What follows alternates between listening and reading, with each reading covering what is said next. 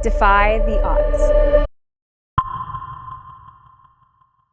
Welcome back to another episode of Chasing Zion 100. I am so excited to bring you guys through this video. It's gonna be a little bit different of a video today, but I'm excited to talk you guys through goal setting for 2025, some things that I think about when it comes to goals and visions for the year, and also my full race schedule.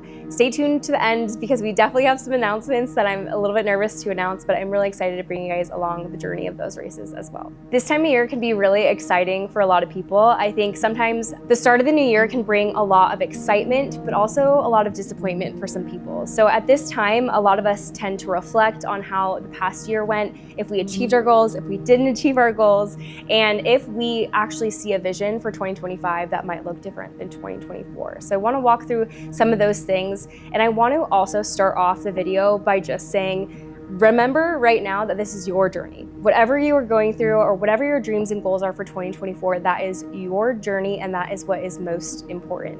It's really easy right now to look at social media and look at the list of the things that other people have on their race list or have goals for themselves in 2025. This is just a reminder at this time of year. It can be really easy to look at social media and compare what we might have in store for us in 2025 to that of other people. And if you are just beginning in some of your fitness goals or other goals that you might have, your day 1 to someone's day 1000, this is just a reminder that someone who's at their day 1000 had to go through exactly what you are going through right now to get them where they're at right now. So the first thing that I want to talk about are visions versus resolutions. The reason this is important is because resolutions are oftentimes just proclamations of things that you want to achieve. They're not where you actually are. They're not things that have already been achieved. They are just proclamations. So going back to the social media part, looking at someone's or comparing someone's goal list that they haven't even accomplished yet can get yourself into really deep trouble because you're comparing the reality that hasn't even happened yet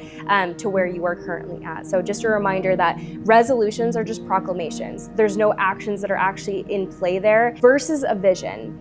And when I think of visions for my life, I'm thinking of something that's tangible, something I can touch, feel, see, smell. All the senses come into play when it comes to visions. So for me, instead of setting resolutions for the year, I definitely look at setting visions for myself and actions that come into play with those visions. Setting a vision for yourself in 2025 looks like, who do I want to become this year and what will it take to get there? So for me in 2025, I'm looking at, this is the type of person that I want to become. And these are the actions that that person would take. Another difference between visions and resolutions are really being able to ask yourself questions in reflection. So a couple questions that I have written down here are, do you really want to achieve these goals and why? Or am I seeking praise for achieving or even just setting these goals? And would I chase these goals if no one was watching? So these create this vision versus just setting simple proclamations for what I want to accomplish because they're deeper rooted, they have more meaning behind them versus just saying, I'm gonna race 24 times this year. I wanna have meaningful reasons as to why I'm setting these certain goals and moving forward each day to get myself to these goals. If they're not well rooted for myself personally, I'll find them to be harder to achieve and also harder to put in the work each day to achieve them. If there's no meaning behind things, right, it's harder for us to move forward in order to achieve them. Something that I think is really important to also talk about at this time of the year is, how is my environment setting me up for success in achieving my goals? In order to move forward and to achieve incredible things, we have to set our pasts on fire. So we have to leave the things in the past that aren't going to move forward with us. And oftentimes leaving those things in the past can actually help those individual things grow on their own as well. But we have to take inventory of our lives, of what is projecting us forward and what is holding us back. A couple questions that I have for y'all. Are the people in our lives helping us move forward? If someone told you you were a lot like your friend, would you take that as a compliment? That's an interesting question, isn't it? Don't let the people with mediocre goals deter you from seeking your own greatness. It can be really easy to be, and I was there several years ago where I was surrounded by people who thought everything that I did was crazy and that everything that I did was way outside of their comfort zone, so therefore it was weird, and I definitely was looked at in a strange way, like an outsider, right? Like always the black sheep. And it took me a long time to finally get into a community where there were other people who were seeking the same type of goals or reaching these goals, almost to the point now where I feel like a lot of my friends, like running 100 is totally normal, which we've talked about many times, but it's taken me many, many years to get here. It took me a long time of solitude and even isolation at times, and feeling really lonely and left out because of the goals that I was setting and the environment that I was in. Honestly, I outgrew a lot of the people, yet they were trying to keep me rooted in the past. And I think this is a really common thing with people who are high achievers or people who want to experience different things in their lives, but their past is holding them back. So this is another great reminder. When you're looking to make a big life shift, don't listen necessarily to the people that are currently around you, but listen to the people who are already closest to your goals. So instead of taking the advice of everyone that might be in your current environment, what is the environment looking like, and what are people saying in the environment that you are currently seeking to go? Another question I've written down here are, what are the mindsets that are holding you captive and not allowing you to move forward? Oftentimes, we are the sole thing that is getting in the way of achieving our goals. It's always us standing in the doorway saying, hey, no, we can't go any further, we can't achieve these things, because our brains and our mindsets are so stuck in the past that they're not allowing the new us, the new cells in our body, to regenerate and move us forward into our newness, into our greatness, and into the things that we want to accomplish. Another question I have here about your goals: are your timelines realistic? And at the same time, are they creating urgency in your day-to-day? And the last question that I have is the environment feeding the new you that you want to become? Or is it keeping you rooted in the past? If we are still living like our old selves, in our old environments, with our old habits, how are we expecting ourselves to move forward into these new visions that we have for our lives? That's something that I think we all have to ask ourselves. We have to be willing to set those past things on fire in order to be made new. So next we'll go into some visions that I have for 2025, what I want my life to look like, some races, and then some questions that I ask myself when I'm looking to set a goal. So the first vision that I have for 2025 for myself is to be someone who leaves nothing for the next life. This is inspired by the book that we're reading for Unbreakable Book Club, which is The Last Arrow by Erwin Raphael McManus. Being someone who leaves nothing for the next life is someone who lives life full, right? Full and enriching, and someone who achieves things that they want to achieve and doesn't allow themselves to get in their own way. And the analogy that he uses in his book is to continuously shoot the arrows until you have no arrows left. We never want to die with our quivers full of these arrows that were meant to be shot. Honestly, it's such a beautiful analogy for life. So many of us live life with our arrows just stacked in our quiver. We're organizing them every day. We're keeping them protected and clean and shiny instead of shooting them and allowing our life to project us forward with that arrow. And I just love this testament, and it's something that's kind of been in the back of my mind throughout the past couple of months. So it's something that I want to take into 2025. Another vision that I have for myself in 2025 is to be someone who is focused and not distracted. And I think this is something that we probably can all work on. It's the mindless scrolling on Instagram or the mindless consumption of media. It's not being intentional about my time. And I know that I have some big goals that I have for myself in 2025 and further on, even some that I'm not going to share with you guys today, but it requires me to be focused and not distracted. And how much better would our lives be if those around us were always focused, who were intentional around us, and were not distracted? I think one of my biggest pet peeves when I'm in a circle of people or having a conversation is when someone is having a disconnected, engaging conversation with someone else who is not currently in the room. I want to make sure that I'm being that person for friends, family, and even strangers that I'm meeting on the day-to-day. I want to be focused on my goals. I want to be focused in my day-to-day. I want to be focused in my work. I want to be focused in my marriage. I want to be focused and not distracted in 2025. I'm going to be focused and not distracted in 2025. You guys know that I've been really working on being bold with my faith. So something that I have for 2025 as a vision for myself is I'm going to be someone that moves with conviction. And I'm also going to be someone who does not stand in the way of what God wants to achieve in and through my life. This is something that I have dealt with for many years of my life, is me getting in the way of what I feel like God is capable of achieving. I put limits on him and say, oh, I can never do that, or I can even imagine being the person who's been able to achieve these incredible things, when in reality, I believe that God has incredible plans for every single person who's watching this. He has incredible plans for me. He has incredible plans for my friends and my family. And oftentimes we are the biggest factor that gets in the way of what God actually wants to accomplish. And I think that we're doing ourselves a disservice and we're doing the world a disservice when we limit him and we say, hey, he's not capable of achieving this through my life. And I don't want to be that person. So in 2025, I'm going to be the person who moves with conviction and who doesn't stand in God's way for the things that he wants to accomplish in my life. And the fourth vision that I see for myself in 2025 is that I'm going to be someone who never opts out of opportunities that move me in the direction of my purpose, my passion, and my dreams. I, once again, don't want to be someone who's hesitant in deciding whether or not to do something. I want to know right away whether or not that thing is going to move me in the direction of my passion, my purpose, and my dreams. So those are the visions that I have for myself in 2025. So overarching ideas of what I want my life to look like, the tangible things, the things that I can feel, see, smell, and experience for myself right now, and the things that I want to accomplish in 2025. So let's look at what my goals are. So once again, linking goals and my visions together to create a bigger picture of what 2025 is going to look like.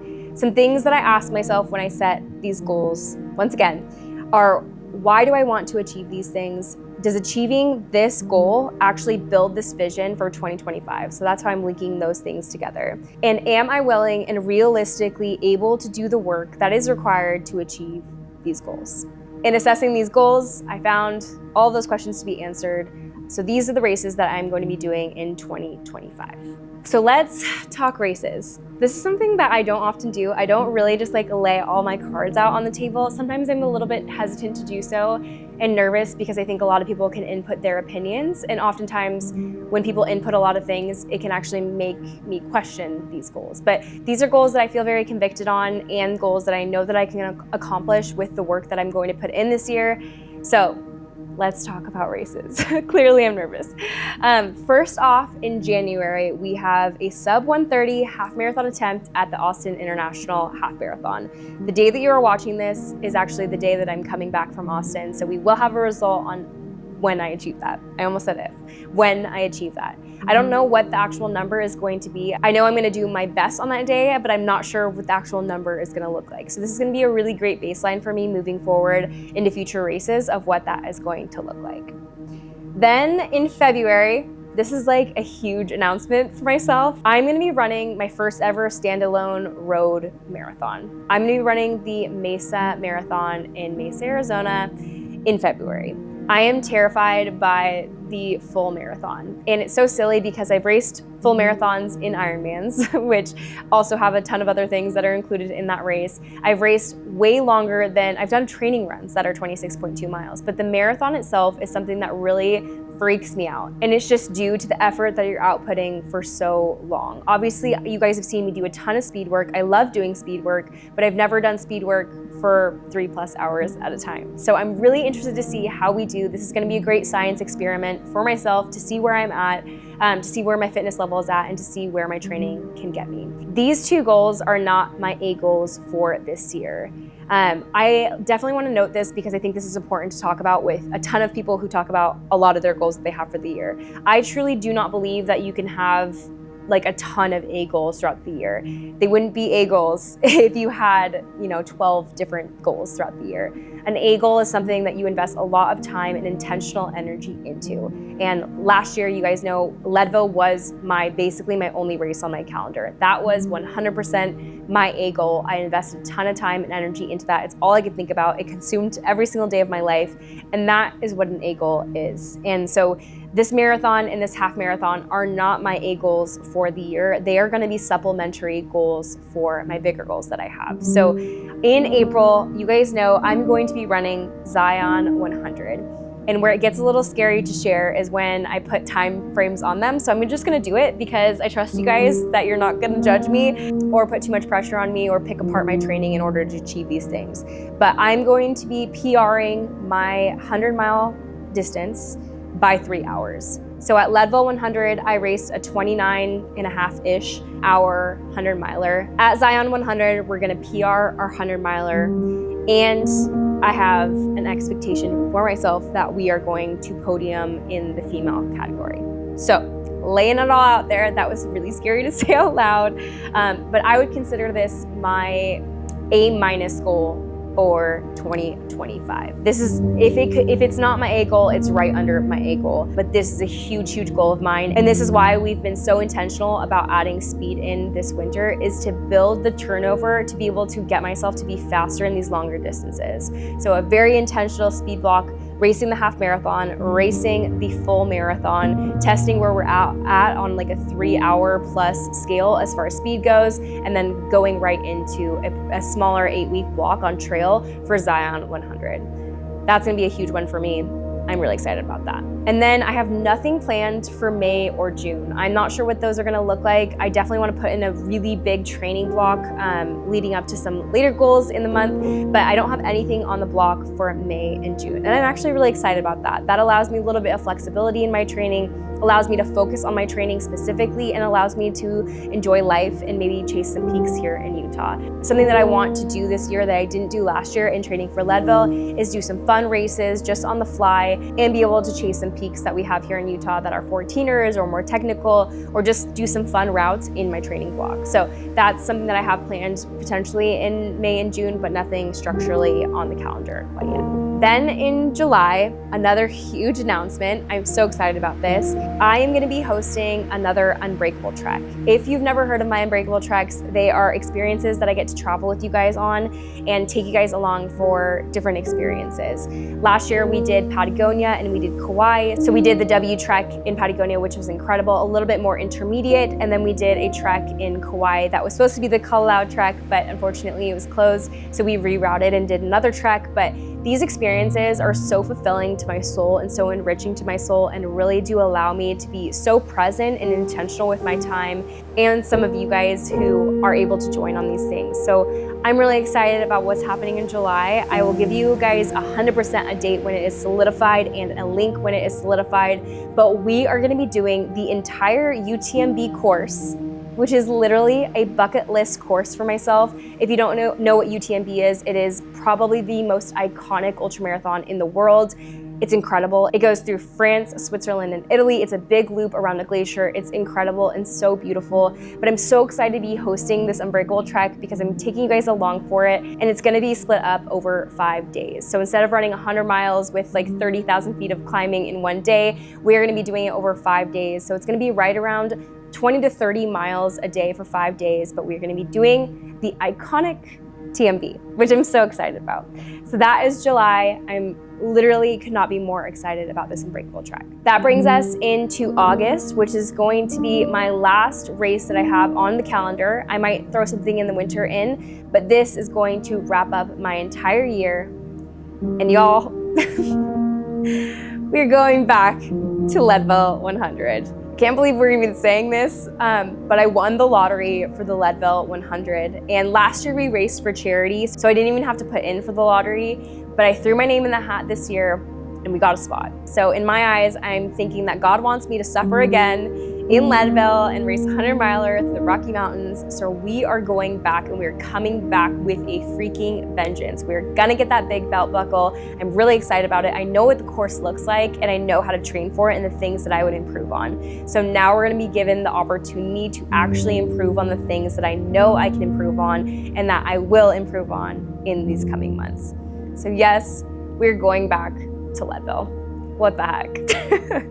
Those are the races that we have lined up for 2025. I am so excited to take you guys along for the ride for both this 100-miler that we have coming up in April and also in August. So I'm so stoked that you guys chose to join me along for 2024. We started YouTube in May of last year, and I'm so excited to spend another year with you guys, a full year where we get to experience these incredible goals together. And also I get to cheer you guys along for your goals as well. I hope you guys are excited about 2025 and took something from this video, are building your visions for this year and building your goals out to align with your visions for 2025.